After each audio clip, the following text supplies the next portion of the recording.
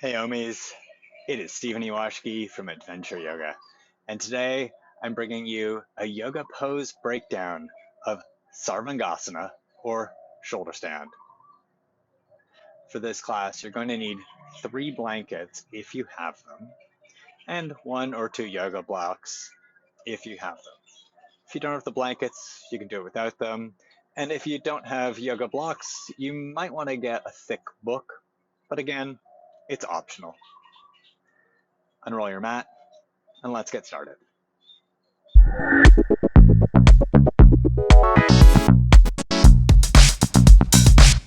For this yoga pose breakdown of shoulder stand or Shalamba Sarvangasana, I recommend using 3 yoga blankets.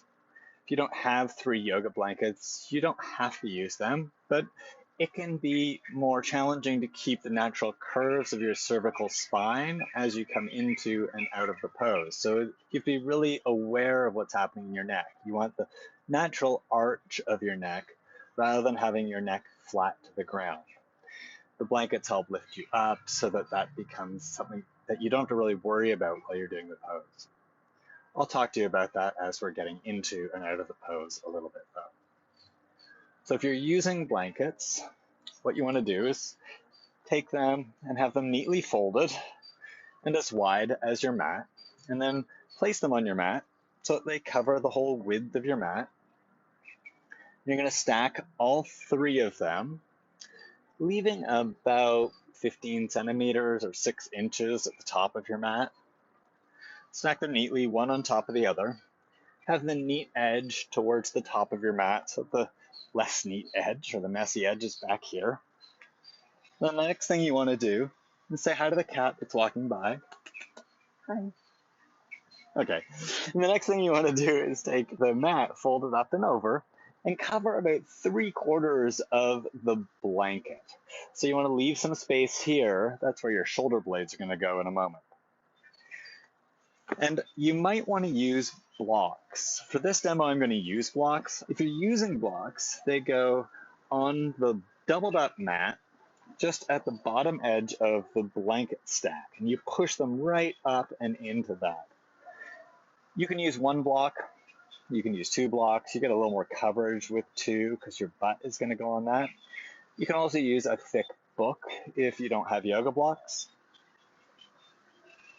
And again, you don't have to use the yoga blocks. They just help get the lift of your hips a little bit less challenging.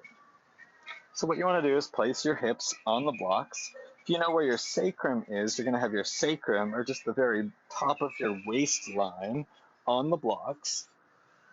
Your back comes down onto the mat and blanket combo, and your shoulder blades come down onto just the blankets. And then your head rests on the mat. So if you can see what's happening here, because my shoulders are lifted, when my head comes down to the ground, I get that natural curve of my cervical spine, of my neck. And that's what we want the whole time we're doing Sarvangasana, shoulder stand. If you haven't already, bend your knees and place your feet on the ground. And then bend your elbows, push down through your shoulders, and push down through your upper arms. Bring your legs together, knees bent, feet on the ground. Lift your knees up and in towards your chest. And then you're going to rock and roll a little bit until you can get some momentum and use the inertia to bring your legs up and over into halasana, plow pose. This is where lifting your hips with the block underneath it can really help. So get a little movement back and forth, and then when you feel like you've got some momentum, rock up and over, straighten your legs, and bring your toes to the ground. Interlace your hands behind you, halasana, plow pose. Stretch your wrists down towards the blocks or the ground. And then undo your hands. Place your hands on your back. If your hands touching your shirt is sticky enough, that's a good place to be. I'm going to bring my hands onto my skin. It's a little stickier. And then if you need to walk your shoulders in a little more to have your elbows as wide as your shoulders. Do that. Get your elbows as wide as your shoulders. With your hands on your back, push into your back and lift your butt up to help lengthen your spine. The next thing is to bend your knees. You can bend both knees together or bend one leg at a time and then bend the other knee. What you want to do is get both knees bent, heels towards your buttocks, and then stretch your knees up. Really stretch up. Squeeze your legs together, squeeze your knees together, and stretch your legs straight up. Floint your toes, that sort of Barbie foot. It's neither dorsiflexed or plantar flexed, also known as pointed. It's somewhere in between. And you can practice your yoga toes here. Walk your hands down your back a little bit towards your shoulder blades. Push down with your shoulders. Push down with your upper arms. Lift up through your hips. To help straighten your spine, push the back of your rib cage towards the top of your mat. Here's one of the spots where you really need to think about what's happening in your neck. Your chin might start to move towards your chest. Instead, move your chin away from your chest slightly to bring the natural curves into your cervical spine, into your neck. And breathe. About every 30 seconds or so, walk your hands down towards your shoulder blades, because your hands will slip.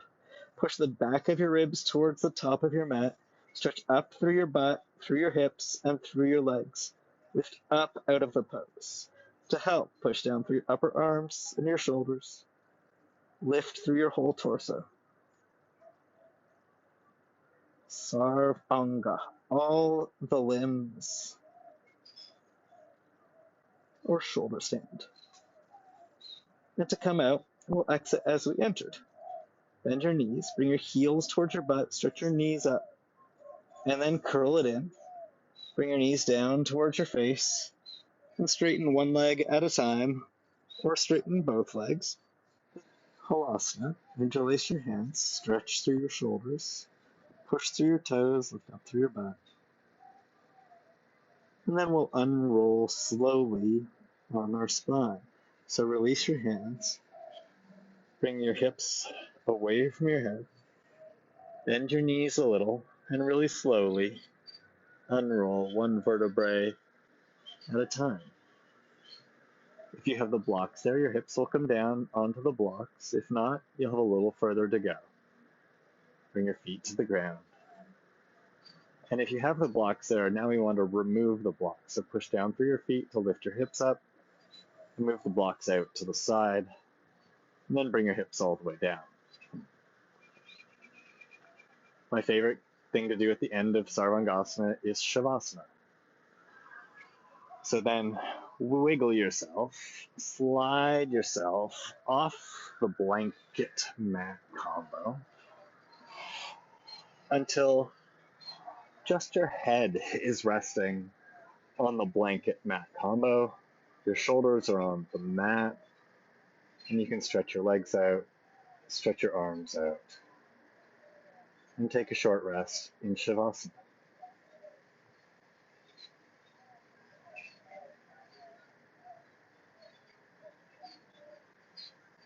And when you're done that, bend your knees, turn to one side, roll to your side, sit up, and that's our yoga pose breakdown for Sarvangasana. Thanks for joining me for this yoga pose breakdown of Sarvangasana, or shoulder stand. This video goes with a whole blog post I've written all about the benefits of shoulder stand, some of the myths around shoulder stand. It has the step-by-step instructions that I walk you through in this video. And you can find that on my website, adventureyogaonline.com. And there's a direct link to it in the description for this video below. And if you like this class, it'd be great if you give me a little thumbs up like. It helps other people see it, makes me feel good. That's always nice. And if you'd like to do a full class with me, There's a class right up there I recommend. And if you haven't subscribed to my YouTube channel yet, you can click right over there to do that. If you've got any question, stick it in the comments below, and I'll get back to you as soon as I can. Namaste, Omis.